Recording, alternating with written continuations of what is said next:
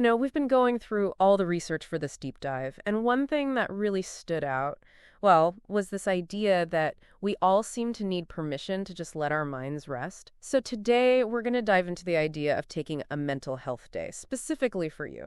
Yeah, it's a strange thing, isn't it? I mean, we get that our bodies need rest. We know that.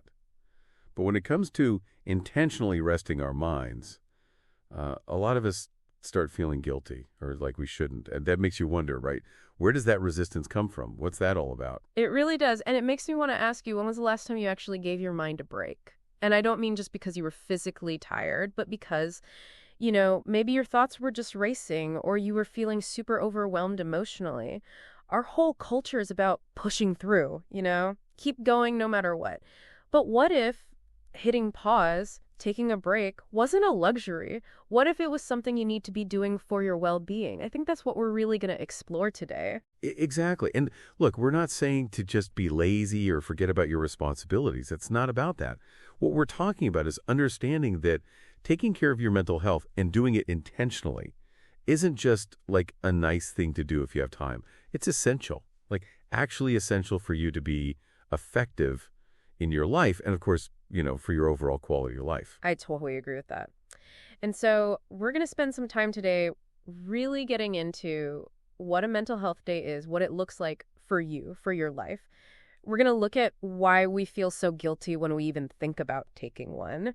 And we're going to look at the science, like what's happening in your brain when you rest and what's happening when you don't. We want to help you see those little signs, those hints that you might need a break, even when you're telling yourself that you don't.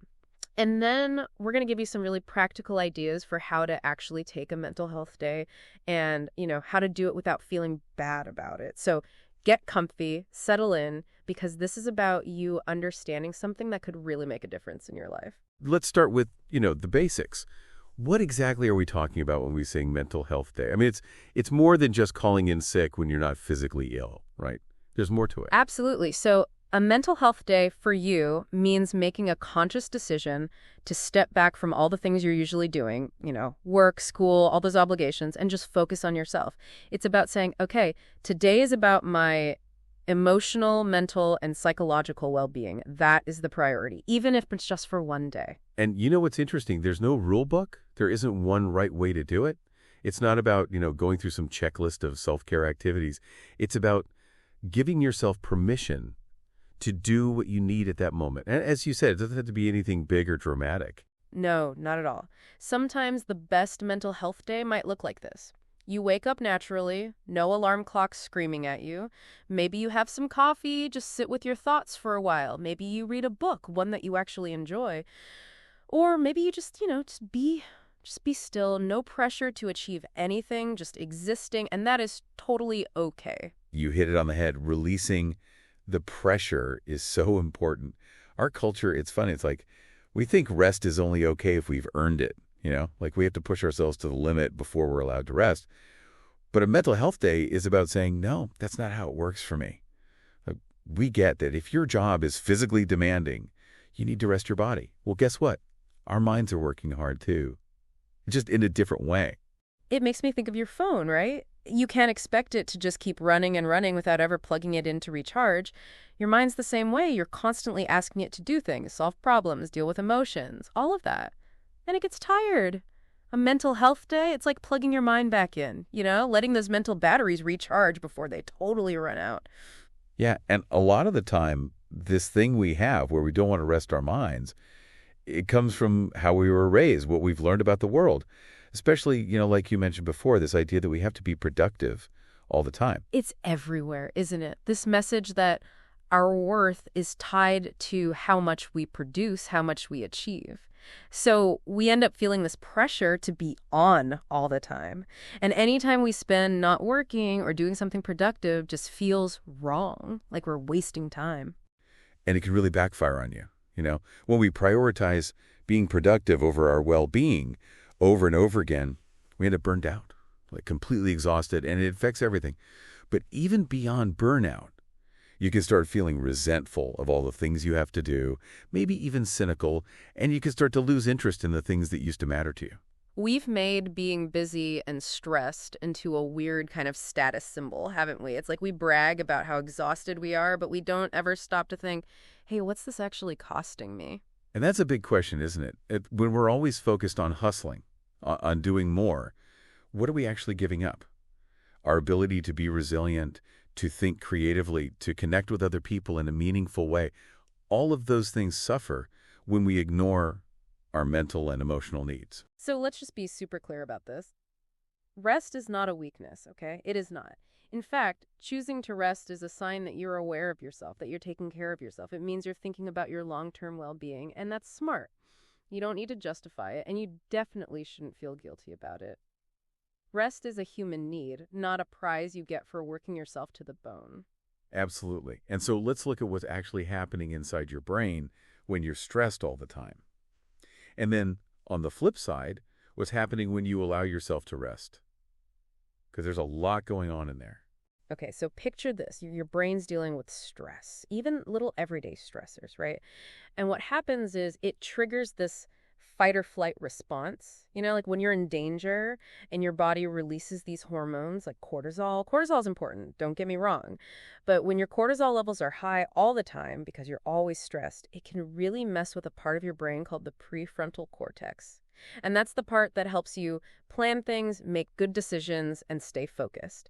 When you're drowning in cortisol, your prefrontal cortex basically can't do its job as well.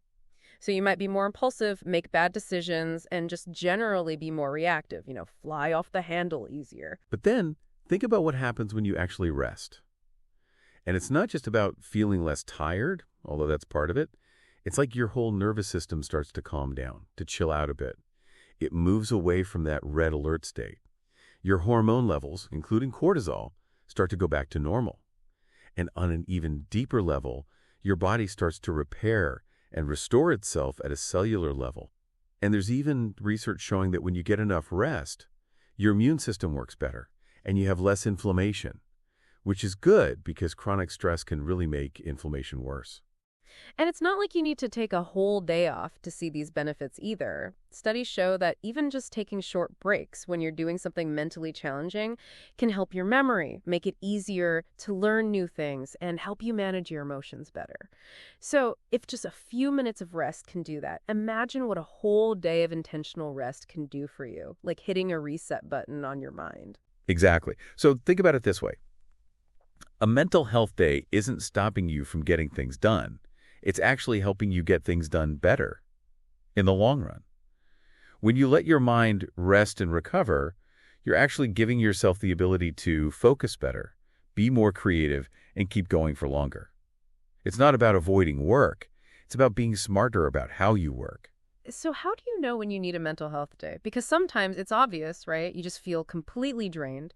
But a lot of times the signs are more subtle and it's easy to ignore them. Right? It's about noticing those little signals, those whispers from your mind and body, and listening to them before things get really bad. Here are some things to think about. Ask yourself, are you suddenly feeling overwhelmed by things that you usually handle just fine? Are you more irritable, like snapping at people more often? Or maybe you're feeling kind of numb, emotionally flat? Yeah, and pay attention to your sleep. Are you having trouble falling asleep or staying asleep? Or maybe you're sleeping a lot more than usual, but still waking up tired. That's a sign too. Think about the things you normally enjoy doing. Are you still interested in them? Or do they suddenly feel like a chore? Maybe you even feel like kind of disconnected, like you're not really present either with yourself, with other people, or even with your work. Right, and if you're physically tired all the time, even when you've gotten enough sleep, that could be a sign that you're mentally and emotionally exhausted.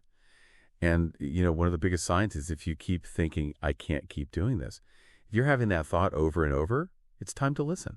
It's so easy to ignore those thoughts, to just tell yourself, no, I got to push through, I can handle it. But your mind is trying to tell you something. It's telling you it needs a break. And you know what? You don't have to wait until you have a total meltdown to give yourself permission to rest. Just start paying attention to your body, to your mind, and trust what they're telling you. So let's say you realize, okay, I need a mental health day. What does that even look like? What do you do with that day? That's the best part. There's no one right way to do it. It's all about finding what works for you, what helps you recharge and feel calmer. What helps one person might not work for someone else, and that's totally okay. Sometimes the best thing you can do is just let yourself sleep in. Just sleep until you naturally wake up and don't feel one bit guilty about it. Yeah, or maybe get outside, go for a walk in the park, just sit under a tree, just be in nature and unplug from all the demands of your life. Journaling can be really helpful too. It's a good way to process everything that's going on in your head and heart. And just being around a pet, if you have one, it can be so calming, so grounding. It can also be helpful to do something enjoyable, something that's just for you. Maybe you have a hobby you've been neglecting, or maybe you just want to listen to music that makes you happy, or watch a movie that you love. And some people find mindfulness practices really helpful, things like meditation or just focusing on your breath. And, sometimes the best thing you can do is unplug from technology for a while. Just put your phone down, close your laptop, and just be present in the moment. And this is important, okay? It's perfectly okay to just have unstructured time, too. Like, you can literally just lie on the couch, read a magazine, whatever. Just let your mind wander, no plans, no pressure.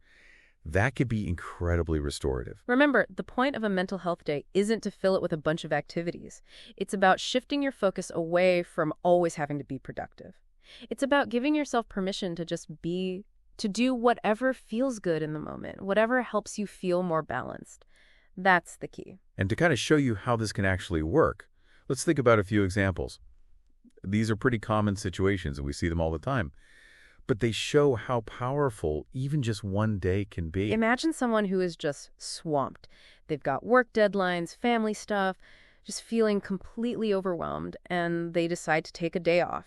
No big plans, just rest. They sleep in, go for a walk, just enjoy the quiet. And afterward, they say they feel so much less stressed and they feel like they can handle things better. Or think about someone who's feeling really disconnected from their work, like they've lost their motivation. They take a mental health day and decide to do something creative, like a hobby they haven't done in years. And the one day, just focusing on something enjoyable and engaging, it brings back their passion, gives them a fresh perspective. And these aren't special cases. It's just showing you what can happen when you make time for yourself, when you choose to rest and recharge. These are things that can happen for you too. Okay, now let's talk about the elephant in the room. The thing that stops a lot of people from taking a mental health day in the first place.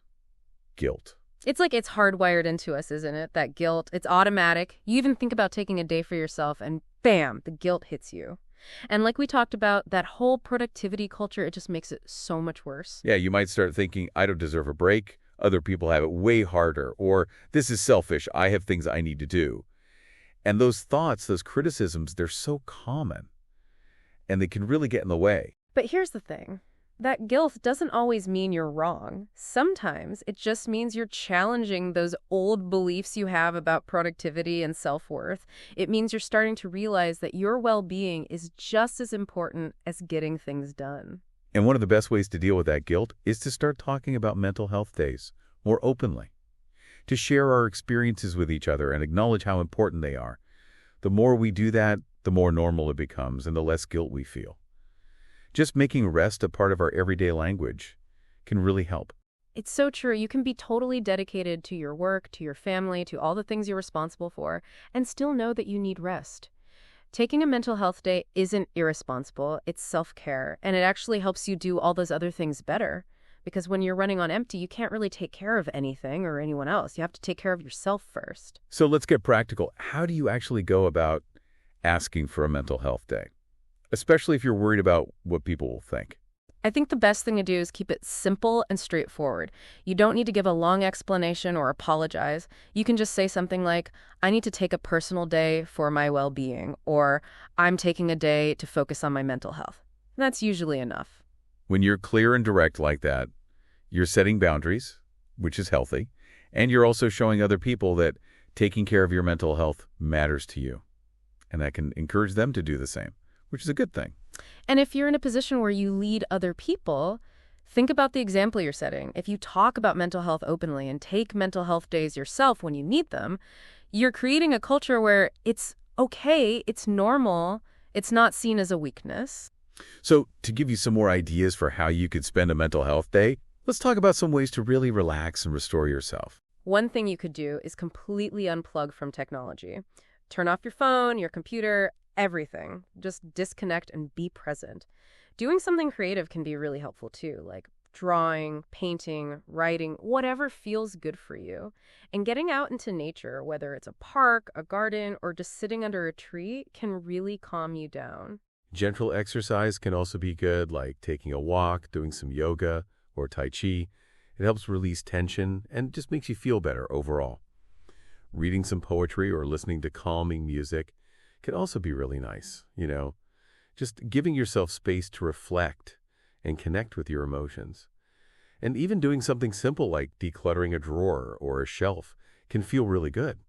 And don't forget, you can also try things like aromatherapy, taking a long bath, or just having a cup of tea and really savoring it. And we've said it before, but it bears repeating. You are absolutely allowed to just rest.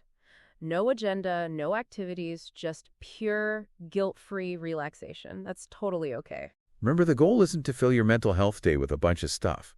It's about doing what nourishes you, what feels good. And it's about letting go of the pressure to be productive. It's your day to restore yourself. So as we wrap up today's deep dive, I want to leave you with this thought. You do not have to earn your right to rest. It is yours, period. Mental health days are not a sign of weakness, and they're not selfish. They're a way of taking care of yourself, of recognizing that you need rest just as much as you need food and water. We all do. So if no one has told you today, let me tell you, you are allowed to rest. You don't have to wait until you're completely burned out. You deserve a break. When was the last time you took a day just for yourself? Think about that. And give yourself permission to take a mental health day soon. Pause, breathe, reset. You deserve it. At the end of the day, it's not just about surviving. It's about living a life where you feel good, where you feel whole and alive, and taking care of your mental health is a huge part of that. Thanks for joining us for this deep dive today. We hope this has given you some things to think about and some tools to use. Take good care of yourselves.